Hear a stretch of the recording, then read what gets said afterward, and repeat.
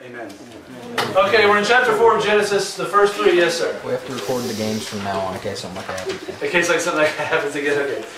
Sounds pretty cool. In the first 3 chapters, as you'll remember, we had chapter 1 is the quick version of creation, chapter 2 is the slow version where he takes his time and explains some stuff. Chapter 3 is all about the first sin, Adam and Eve and the first sin. And today it gets really serious in a hurry.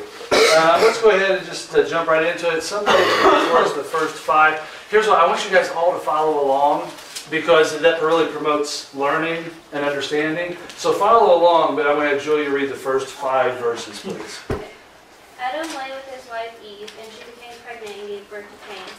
She said, "With the help of the Lord I have brought forth a man." Later she gave birth to his brother Abel. Now Abel kept flocks, and Cain worked the soil. In the course of time Cain brought some of the fruits of the soil as an offering to the Lord. But Abel brought fat portions from some of the firstborn of his flock. The Lord looked with favor on Abel and his offering, but on Cain and his offering he did not look with favor. So Cain was very angry, and his face was downcast. Okay, first 2 sons that are born in history of the world are...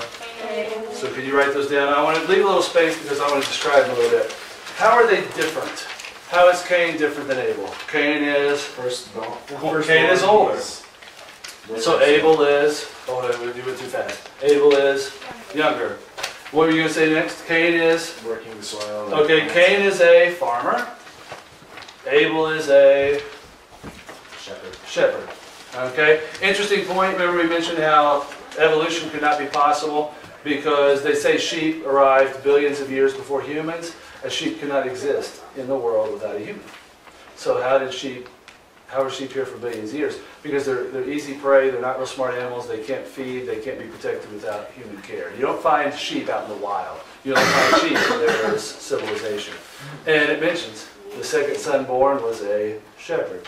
If Abel didn't come along and take care of the sheep and protect them, there would not have been sheep around very much longer on the globe. Anyway, just a little throw it out there for you. So they are very similar, but also they're very different. Real fast, the 2 boys both give a sacrifice to God. I guess that's another way that they're similar, Cain and Abel. It says that Cain's sacrifice was not acceptable, Abel's was. Somebody explain. Well, what does it say Cain offered to God? It was about verse 4, wasn't it? I don't have a Bible with me today. It is fruit of the soil. Okay, he gave some of his fruits and vegetables, stuff that he grew. What did Abel give? The fattest of his calves. Okay, so he killed an animal for God. Why is it that God accepts one and not the other? One's a bigger sacrifice. Like, Lord to the emotion. I'm going to guess that nobody knows. We don't know why.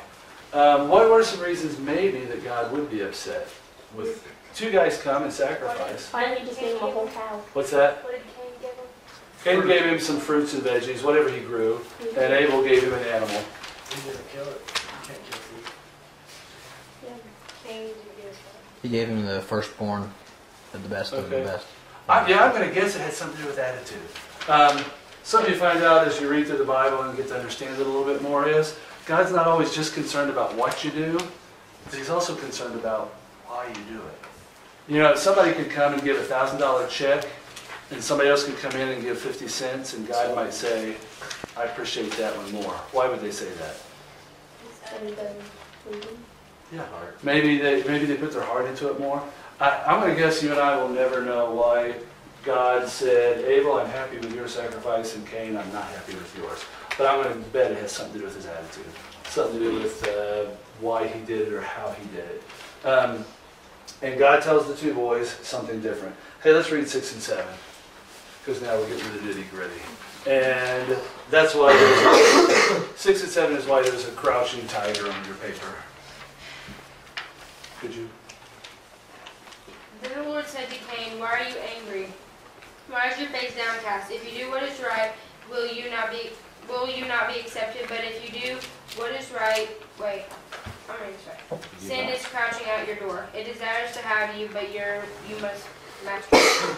Wouldn't it be great to have been one of those early people? Because God had a personal relationship. When there's only 4 or 5 people on the earth, God knows them all well. He spends time with them. God comes to him and says, hey, why are you so upset? And Cain, well, obviously you weren't happy with my sacrifice. You were happy with my little brother's sacrifice, and that's got me upset. And what's God's advice to him? I want to make sure we write this down because it's God's advice to you. I love these two verses. These two verses could be a corner, I guess, of our lives and how we build them. God says, what? You're really angry? Yeah. Good. If you do the right thing, what does it matter? If you do the right thing, you'll stop being angry.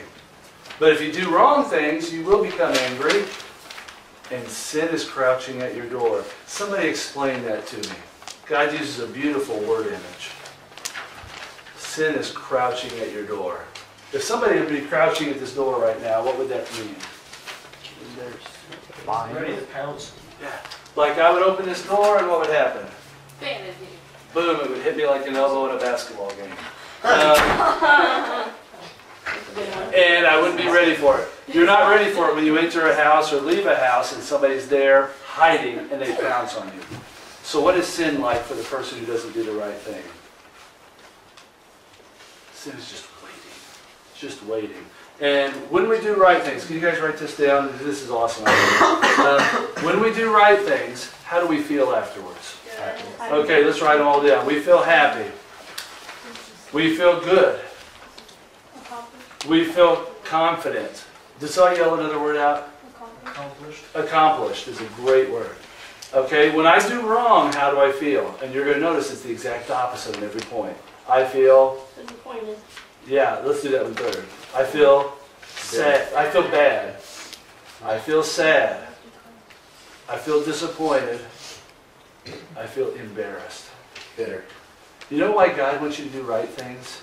And, you know, we read through the Bible so many times, he says, don't do things like kill people, don't make fun of people, don't have sex with people unless you're married to them, don't hurt others. You know why God does that? Because when we do wrong, what happens to us? We get bad, we get sad, we get disappointed, we get angry, we become violent.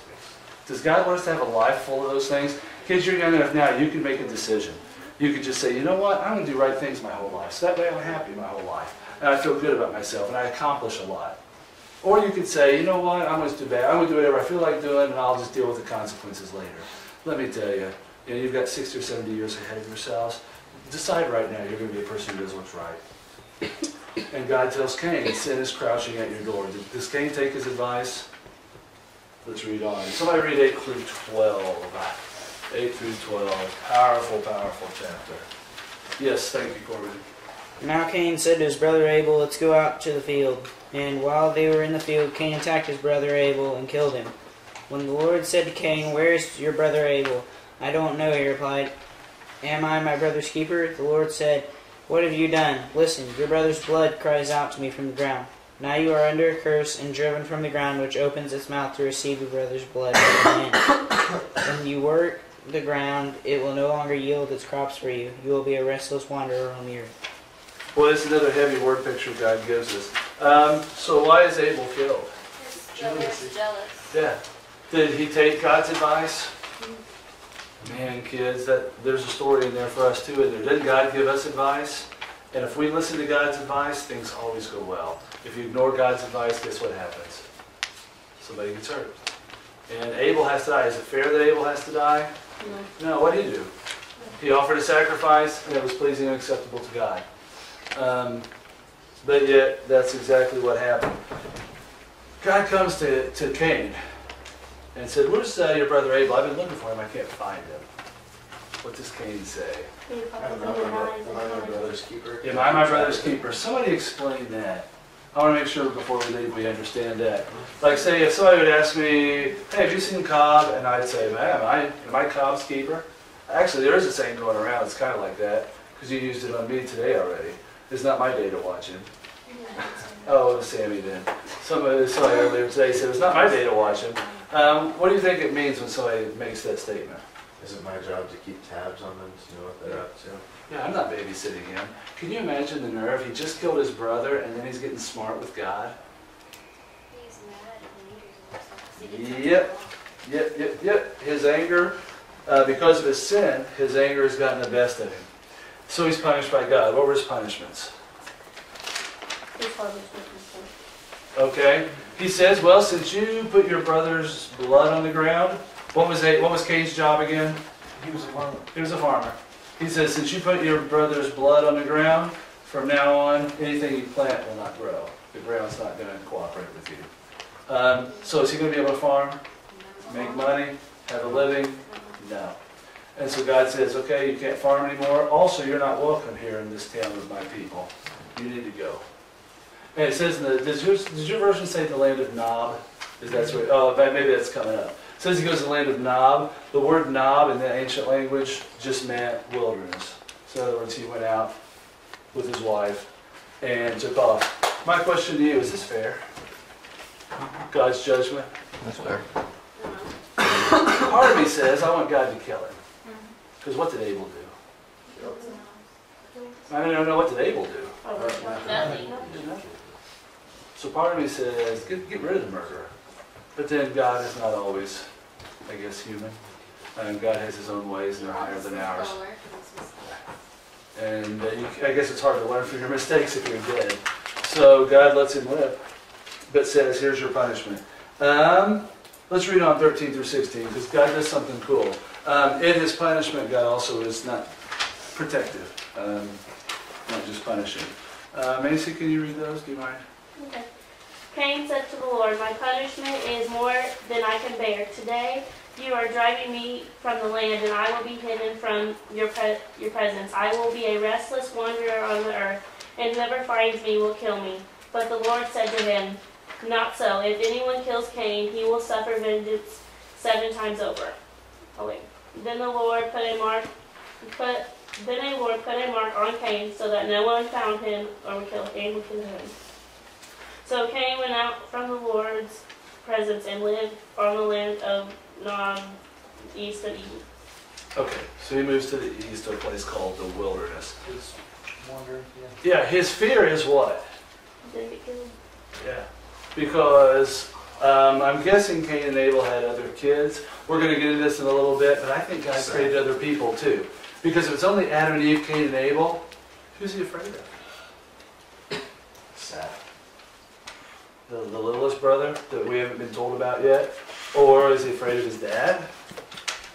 Maybe. He killed his son. But he said, I'm afraid.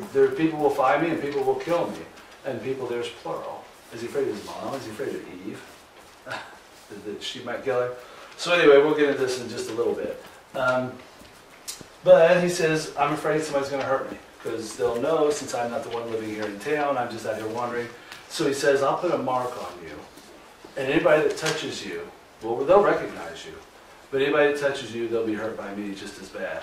I've got a question for you. What do you think the mark is? I don't have an answer. I have a guess, but I don't have an answer. What would be a mark you could put on Cain? So that as soon as you saw him, you'd know it's him. Something on the forehead. Okay. Maybe zap him with electricity. Get out of here.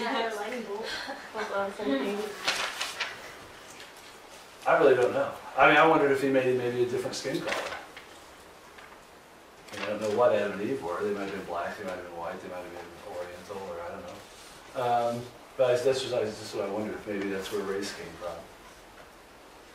That you'd see him and you'd know immediately. And then maybe one of his kids were on the ark. Interesting to think that way. So anyway, let's go ahead and read. I want to skip the next few verses because I disagree with them personally. And then we'll read 19 through 22. For those of you new in class, I don't disagree with the Bible. I just sometimes, anyway, forget it. It saves us time to skip some portions. I really don't disagree with them. 19 through 22, who'd like to read the next section? It's going to tell us a little bit about Cain, and then it kind of closes the book on him. What's that? Oh, you looked right at me, though. Ooh. Oh, I didn't do that. You just don't Be look brave. at You me. can do it. Be brave. Tyler, thank you. Lamech married 2 women, one named Adah and the other Zillah. Adah gave birth to Jabal. He was the father of those who lived in tents and raised livestock. His brother's name is Jubal. He was the father of all who play the harp and flute. Zillah also had a son. Tubal-Cain, who forged all kinds of tools out of bronze and iron. Tubal-Cain's sister was Naamah. Okay, was that the end of it? All right, I just wanted to record these because they're noteworthy, I think. After it follows Cain's lineage here. She wanted me to kind of get her, Dan. Is that okay? Does she get an award? I don't know. She just wanted to be there. Oh, okay. Slacker. Okay, the rest of chapter 4 follows Cain, but then we're going to shut the book on him. We won't hear about Cain anymore. Then it follows Adam and Eve's third son, who's actually named Seth, so we're not going to get into him until next week. That's chapter 5. So it mentions 5 generations later, it mentions a man named Lamech, so birth, so be like his great-great-great-grandfather. As Lamech is born. His first son is named, can you guys write this one down? Jabal. What's Jabal famous for? I was just going to make a little something out of this. He's famous for what? Oh, say it louder, I can't hear you. Raising livestock. Okay, yeah, they live in tents and raise livestock. You know one thing they found out? That some livestock do better if you move them. We call that today nomads.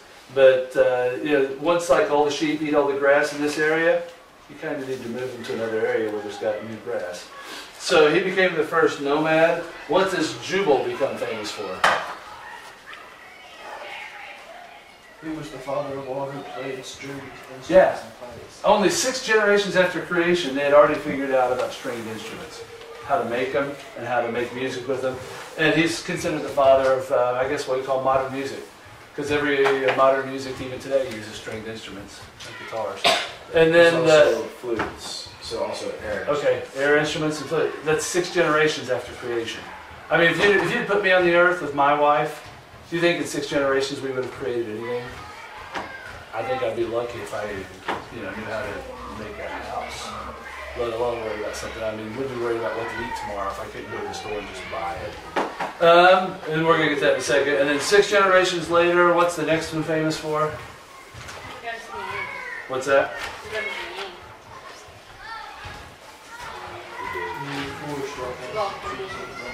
Okay, he forged out of bronze and iron. Do you think, guys, then we're going to get to this later too as well, but let me just throw it out here now so when we come back to it, it'll make sense. 6 generations after Adam and Eve were created. Did Adam and Eve know anything about anything when they were created? They were put here on the earth, and I don't think they knew squat. Okay? They didn't even know which tree to eat from. Remember how they picked the wrong one? And here they are already figuring out how to mine out of the earth copper and iron and how to make ore. Does that seem incredible? We're supposed to believe, if you believe evolution, that it took like millions of years, people lived in caves, then millions of years was the Bronze Age, and millions of years was the Iron Age, and that's what you're taught how things are? I don't think so. Okay, let's read 23 and 24. I want to make a little something out of this, then we're gonna go here real quick. Somebody read 23 and 24 for us, please. It tells us a little bit more about Lamech, 5 generations after Cain. Corbin, thank you. Lamech said to his wives, Adah and Zillah, listen to me. Wives of Lamech, hear my words. I have killed a man for wounding me, a young man for injuring me. If Cain is avenged 7 times, then Lamech 77 times. Okay, so Lamech, the 5 generations from Cain, does what? He gets injured by a man and he kills him. Okay? What, other than killing somebody, what's Lamech famous for? Who's the great-great-grandson of Cain, who did what? First murder. First murder. A lot of times kids, families have what they call a cycle. You know, a parent, say if a parent is very disrespectful to people, guess what many times the kids act like? Very disrespectful. Guess what their kids are going to act like? Very disrespectful. A lot of behavior is learned at home. If parents are very generous with people, guess what the kids are usually like? They're usually very generous. And guess what their kids are like? Kids, every single one of us in this room, we're a product of the cycles of what's been handed to us. And it's not fair. Life's not fair. You can't choose your parents. You can't choose your grandparents. And your parents couldn't have chosen their parents, and they couldn't have chosen their parents. But you're given the hand that life dealt you. And your choice is you can either continue cycles or you can break them. Do you think it's easy to break cycles? Let me tell you what, it'll probably be the hardest thing you ever try to do. As a for instance, let's say if your parents are addicted to drugs and they're in that subculture and that's all they do, can you get out of it? Yeah, you can. It's possible to break the cycle. Is it going to be easy? No. And I would almost guarantee that every one of us are born into a family that has some negative cycles, some bad things going on. Kids, we can break it. But if you just do nothing, guess what's going to happen? All right, Cain kills Abel, and what happens? Lamech, he gets mad at a guy, and guess what he's doing? He's still using violence to try to solve his problems. And this is unfortunately, as he finds out, violence makes your problems worse. 25 and 26 just tell us that Seth, Adam and Eve, get over the grief process, and then they go. Let me throw a few things out for your consideration before we call it a day. Number one, I think Cain, Abel, Seth, some of the other kids are born before they eat the fruit. Because the punishment that was given to Eve for doing what's wrong was what? He says, now you're going to have pain in childbirth. How would that have been a punishment if she did not know, first of all, that childbirth was easy? Oh, okay, well you did what's wrong, okay, now from now on all women will have pain in childbirth. That was your punishment. Wouldn't be much of a punishment if you didn't know anything about it. So I think that instead of because the story is told immediately, we think that it happened right after. I think maybe it's 20, 40, or 100 years later, that there's a large society. Another thing I think is, I think God created other humans.